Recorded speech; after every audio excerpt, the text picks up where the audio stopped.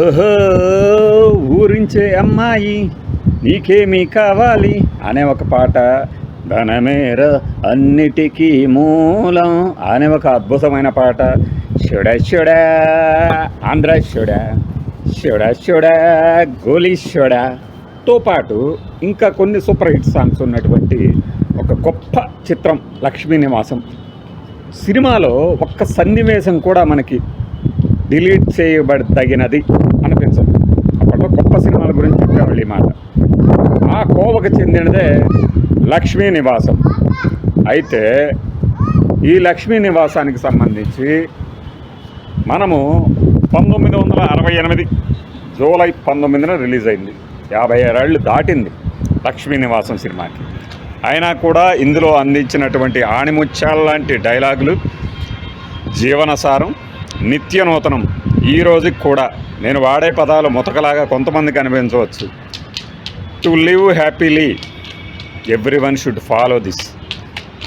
ఈ సినిమా తాలూకు సారం మొదటి 5 నిమిషాల్లోనే మన ఎస్వి రంగారావు గారి క్యారెక్టర్లో 5 నిమిషాల్లోనే చెప్పేస్తారు. మొదటి 5 నిమిషాల్లోనే ఉంటుంది. ఆయన సమయానికి రావడము, ఆ సమయ పాలన, దాని విలువ తెలియజెప్పడము. జీవితంలో కానీ ప్రపంచంలో దేనికైనా విలువ కట్టవచ్చు, కానీ నువ్వు కోల్పోయిన ఒక క్షణాన్ని కూడా తిరిగి రాలేవు అనే ఒక సూత్రం. డబ్బు మనిషి ఐడియల్గా ఉండకూడదు అనేది రెండో సూత్రం. తన దగ్గర డబ్బు దాచిపెట్టినటువంటి ఎంప్లాయీకి తిరిగి ఆ డబ్బు ఇస్తున్నప్పుడు చెప్తారు ఎస్వి రంగారావు గారు.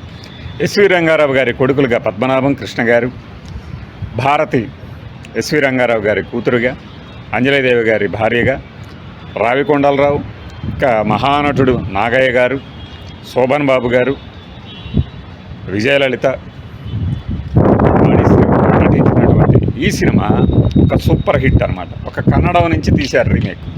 అయినా కూడా ఎంత అద్భుతమైన సినిమా అంటే, ఈరోజుకి ఇందులో ఈ ధనమేర అన్నిటికీ మూలం అనే ఒక పాట అద్భుతంగా ఉంటుంది. ఒక జీవిత సారం అన్నమాట. ఆరుద్ర గారు దీనికి మాటలు రాయటం విశేషం. ఎందుకంటే కృష్ణ గారితో ఆయన ఆ తర్వాత అదృష్ట రేఖ అనబడు మోసగాళ్ళకు మోసగాడికి చిత్రకల్పన రూపకల్పన చేసింది ఆయన. అంటే ఒక ఇండస్ట్రీలో కొంతమందితో అనుబంధం పెంచుకోవడం ఎందుకు ఉపయోగపడుతుంది, లైక్ మైండెడ్ పీపుల్తో కలిసి జర్నీ చేస్తే ఎలాంటి అద్భుతాలు సాధించవచ్చు అనడానికి కృష్ణ గారి జీవితమే ఒక ఉదాహరణ. ఈ సినిమాకి ఎస్పి వెంకన్నబాబు గారు నిర్వహణ బాధ్యతలు కూడా నిర్వర్తించారు. అంటే ఎస్పి వెంకన్న బాబు గారితో ఆయన పరిచయం అప్పటి నుంచి ఉంది. ఆయన్ని నిర్మాత చేయడంలో కృష్ణ గారి పాత్ర చాలా ఉంది. ఇక శోభన్ బాబు గారి పాత్ర ఇందులో సినిమా తాలూకు మొదటి గంటన్నర తర్వాత ఎంట్రీ ఇస్తుంది. అందుకే కాబోలు మరి టైటిల్స్లో పైన కృష్ణ గారు, తర్వాత రామ్మోహన్, తర్వాత కొంతమంది నటులు, తర్వాత చివరిలో మరియు శోభన్ బాబు అని ఉంటుంది. ఇదేదో ఆయన తగ్గించారని కాదు, కానీ ఈ సినిమాలో హీరో కృష్ణ గారే అనడానికి ఈ నిదర్శనం. మొదటి గంటన్నర ఆయన క్యారెక్టర్ బాగుంటుంది. కృష్ణ గారు ఆస్తిపరుడైనటువంటి మన ఎస్వి రంగారావు గారి కొడుకు కాగా ఆయన ఏం చేస్తారంటే ఆ డబ్బుని సినిమాలకి షికార్లకి తగలబెడుతూ ఉంటారు. ఆ యొక్క శారద గారు, చిడతల అప్పారావు కూడా ఆ గ్యాంగ్లో యంగ్ జెమ్స్ అసోసియేషన్ క్లబ్లో వారు నిర్వహించే సాంస్కృతిక కార్యక్రమాలకి వాణిశ్రీ గారు ఒకరోజు ప్రదర్శన ఇవ్వడానికి వస్తే ఆమెకి ఒక లవ్ లెటర్ పంపిస్తారు. ఆయనతో పాటు ఇంకా ఆయన మిత్రబృందం కూడా పంపిస్తుంది. మరోవైపు అంజలీదేవి గారు ఆమె జీవితంలో, నట జీవితంలో పోషించిన అరుదైన విచిత్రమైన పాత్ర, అంటే విభిన్నమైన పాత్రలో ఇది కూడా ఒకటి. ఎందుకంటే మీరు ఇంత ఫాస్ట్ డైలాగ్ డెలివరీ ఆమె నుంచి ఎక్స్పెక్ట్ చేసి ఉండరు ఎప్పుడు. మనకి శ్రీవారు మావారిలో ఇలాంటి ఒక క్యారెక్టర్ ఉంది ఆమెకి, ఈ సినిమాలో కూడా అలాంటి క్యారెక్టర్. అంటే ఎస్వర లక్ష్మి గారు ఆ తర్వాత కాలంలో, ముందు కాలంలో కూడా చేశారు ఇలాంటి క్యారెక్టర్లు. అంటే డబ్బున్న ధనవంతుడి భార్యగా డాబు దర్పం ప్రదర్శించేటువంటి ఒక భార్య. ఆ సందర్భంగా కృష్ణ గారి ఫోటో పేపర్లో పడితే ఆమె తీసుకొచ్చి చూపిస్తుంది. అప్పుడు ఎస్వి రంగారావు గారు అంటారనమాట, అన్నదానం చేశాడా, ఎవరినన్నా ఆదుకున్నాడా అని. అంటే ఆ రోజుల్లో మంచితనం, పాజిటివిటీ అలా ఉంటుందన్నమాట. ఏం చేస్తే అంటే మంచి పనులు చేస్తే కదా పేపర్లో వేసేది అన్నట్టు. ఏం చేస్తాడంటే సినిమా థియేటర్లో ఏదో చేస్తాడు, దానికి సంబంధించి చేస్తాడు. పద్మనాభం గారేమో నాటకాల కంపెనీ రాజశేఖరం డ్రామా కంపెనీ అని పెట్టుకొని విజయలలిత గారికి గర్భం చేస్తారు. ఆమె ఈ ఆదర్శ మహిళా మండలి అని చెప్పుకుంటున్నటువంటి మన అంజలీదేవి గారి దగ్గరికి వెళ్తారు. వెళితే మేము ఇలాంటి ప్రసూతి కేంద్రం నిర్వహిస్తున్నది మీలాంటి పెళ్లి కాని వాళ్ళ కోసం కాదు అని చెప్పి పంపిస్తారు. అప్పుడు మనకు తెలియదు ఏం జరిగిందనేది, చివరిలో తెలుస్తుంది. అదే విజయలలిత గారిని సినిమా మొదట్లోనే భారతి గారు బట్టల దుకాణంలో పనిచేస్తున్నప్పుడు అవమానించి పంపిస్తారు, అమ్మ అని ఒక పదం వాడినందుకు. అదేమిటి నేను ముసలమ్మలా కనిపిస్తున్నానా అంటే, మీరు చక్కని తెలుగులో మాట్లాడారు కదా, అందువల్ల నేను తెలుగులో మిమ్మల్ని సంబోధించాను అంటే, లేదు లేదు నువ్వు నాకు ఇంగ్లీష్ రాదనుకుంటున్నావా అని చెప్పి పంపిస్తారనమాట. నాకు ఇంగ్లీష్ రాదా ఏంటి అని. ఏదేమైతేనేమి ఇప్పుడు ఆ సంపన్నుల కుటుంబం నుంచి వచ్చి ఆమె బట్టల దుకాణంలో గొడవ పెట్టుకొని విజయ లలిత గారి ఉద్యోగం ఓడబీకుతారు. కట్ చేస్తే నాగయ్య గారు ఒకప్పుడు చిన్న గుమ్మస్తాగా పనిచేసి ఎస్వి రంగారావు గారి దగ్గర పనిచేసి 6 లక్షలకి అధిపతి అవుతారు. ఆ అధిపతి అయిన సందర్భంలో కృష్ణ గారు ఇలా జులాయిగా తిరుగుతున్న విషయం చూసి ఎస్వి రంగారావు గారు అక్కడ పనికి వెళ్ళమంటారు. ఆ సందర్భంలో కృష్ణ గారు ఉడుకుమోత్తనంతో చెప్పే డైలాగులు చక్కగా ఉంటాయి. అవకాశం రావాలే కానీ మేము లక్షలు సంపాదిస్తామంటారు.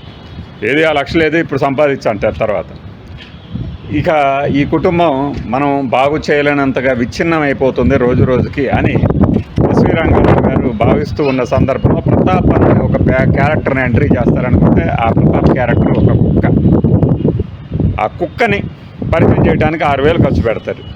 అక్కడతో ఎస్వి రంగారావు గారు ఇక భరించలేని బాబు అనుకున్న సమయంలో ఆయన దివాళా తీశారని చెప్పేసి, ఇదంతా ఒక నాటకమే ఇప్పుడు చెప్పొచ్చు కదా, ఎందుకంటే 56 ఏళ్ళ అయిన తర్వాత ఈ సినిమా గురించి కొత్తగా చెప్పుకునేదేముంది. అలా ఒక నాటకం ఆడి ఆస్తులు అప్పులు ఇన్నే ఉన్నాయి, మీకెంత ఉంది అని వృద్ధిలోకి రండి అని చెప్పేసి ఎస్వి రంగారావు గారు డబ్బులు సంచులు కూడా పంచుతారు. అక్కడ కృష్ణ గారు పద్మనాభం గారు 30,000 ఇచ్చాను అనగానే 2-3 రోజుల్లోనే నెల తిరిగేసరికి దాన్ని లక్షలు చేస్తానంటారు. అలా పెట్టిన కంపెనీలో తన సెక్రటరీగా వాణిశ్రీని చేర్చుకుంటారు. మన శోభన్ బాబు గారి క్యారెక్టర్ అప్పుడే ఎంట్రీ ఇస్తుంది. వీళ్ళిద్దరూ లవ్లో ఉంటారు కాబట్టి వాణిశ్రీ కృష్ణ గారు శోభన్ బాబు క్యారెక్టర్ని ముందు కృష్ణ గారు నమ్మరు, తను నాకు బ్రదర్ లాంటి వారు అనగానే అప్పుడు షేక్ హ్యాండ్ ఇస్తారు కృష్ణ గారు. ఇలా రకరకాలుగా మోసపోవడానికి అన్ని దారులని వెతుక్కొని ఈ పద్మనాభం కృష్ణ గారు మోసపోతారు. మధ్యలో భారతి గారికి సినిమా మొదట్లోనే రామ్మోహన్ గారితో ఒక పాట, ఆయనేమో తన ఆస్తి కలిసి వస్తుందన్న ఆశ చూపించి ఏమని ప్రేమిస్తున్నానని చెప్తాడు. ఆ తర్వాత క్రమంలో భారతి గారిని మధ్యలోనే ముంచేసి ఒక లెటర్ రాసి వెళ్ళిపోతారు, నాకు నిన్ను పెళ్లి చేసుకునే యోగ్యత లేదు, నువ్వు మంచిదానివి అది ఇదని ఏదో. ఇక అక్కడ భగ్న ప్రేమికురాలు అయిపోయిన తర్వాత ఏం చేస్తారంటే శోభన్ బాబు గారి క్యారెక్టర్ వచ్చేసి ఎంట్రీ ఇచ్చి ఆమెను కాపాడుతారు. ఈ సందర్భంలో వాణిశ్రీతో కలిసి కృష్ణ గారు అంటే క్లైమాక్స్ సన్నివేశాల్లో వాణిశ్రీతో కలిసి శోభన్ బాబు గారు పరారవుతుంటే అది ఏదో తన ప్రియురాలని ఆయన తీసుకెళ్తున్నాడని, అట్లానే తనని మోసం చేసి ఆమె వెళ్తుందని కృష్ణ గారు భావించి ఫైటింగ్ దిగుతారు. చివరిలో తెలుస్తుంది ఇదంతా కూడా నాగయ్య గారు తన కొడుకు కూతురు ముందుగా చెప్పినటువంటి బొంబాయిలో చదివిస్తున్నటువంటి ఈ యొక్క శోభన్ బాబు వాణిశ్రీ గారిని తానే నియమించాను, మీ ఆస్తిపాస్తులు ఎక్కడికి వెళ్ళలేదు, మీ డబ్బంతా ఇక్కడే ఉందని చెప్పడంతో కథ ముగుస్తుంది. ఈ సినిమాకి సంబంధించి లక్ష్మీ నివాసం అని పేరు పెడతారు కదా, ఆ మొదట్లో ఫస్ట్ కలియుగ దైవం వెంకటేశ్వర స్వామి గారి మీద మన ఎస్వి రంగారావు గారు పాట పాడుతూ సినిమా ఓపెన్ అవుతుంది. అదే పాటతో చివరిలో క్లైమాక్స్ ఎండ్ చేస్తారు. ఆ వెంకటేశ్వర స్వామిని స్తుతిస్తూ సాగే ఆ గీతం ఎంత హాయిగా ఉంటుందంటే, ఎంత పాజిటివ్ ఫీలింగ్. సినిమా చూడండి మీరు. పదే మన కృష్ణ గారి సినిమాల గురించి చెప్తూ ఉంటే ఆనందపడేవాళ్ళు రోజు రోజుకి పెరుగుతున్నారు, పాత వాళ్ళు మళ్ళీ చూస్తున్నారు, మళ్ళీ మనం చెప్పుకుంటూ ఉంటాం. నేను లాస్ట్ ఇయర్ చేసినప్పుడు ఈ లక్ష్మీ నివాసం గురించి మీకు కొన్ని విషయాలు చెప్పుంటాను, ఇప్పుడు వాటిని మిస్ చేసి కొత్త విషయాలు కూడా చెప్పుంటాను. ఈ మధ్యలో మనం తెలుసుకున్నాం కాబట్టి ఈ సినిమా రన్ గురించి వాయిస్ ఓవర్లో నేను యాడ్ చేస్తాను. Venus and Padmini combines banner మీద నిర్మించిన ఈ చిత్రానికి విక్టరీ మధుసూదన్ రావు గారు, అంటే ఆ తర్వాత కాలంలో వీరమాచినేని మధుసూదన్ రావు గారు దర్శకత్వం వహించగా నిర్మాణ వ్యయం వచ్చి 5 లక్షలుగా కొంతమంది ఫ్యాన్స్ దీని గురించి వివరాలు అందించారు. అట్లానే మొదటి వారంలోనే 6 లక్షలు, ఆ తర్వాత 55 రోజులకి 25 లక్షలు, 100 రోజులు పూర్తయ్యేసరికి 37 లక్షలు కలెక్ట్ చేసిన ఒక సూపర్ హిట్ సినిమాగా లక్ష్మీ నివాసాన్ని చెప్తున్నారు.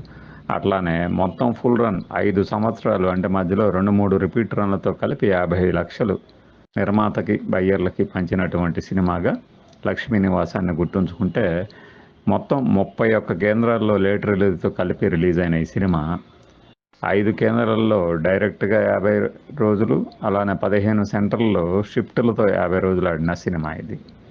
మీరు దానికి సంబంధించినటువంటి పోస్టర్లు ఇక్కడ గమనించవచ్చు. లక్ష్మీ నివాసం ఒక మంచి హిట్ సినిమా. ఈ సినిమాలోని పాటలంటే సినిమా గురించి తెలియపోయినా కూడా ఈ సినిమా పాటలను విని ఉంటారు, అంత పాపులర్. కేవి మహాదేవన్ గారు పుహళేంది గారి సహాయంతో మంచి ట్యూన్స్ అందించారు. ఇది బ్లాక్ అండ్ వైట్ చిత్రాలలోని ఆణిముత్యాల జాబితాలో చేర్చదగినటువంటి సినిమా.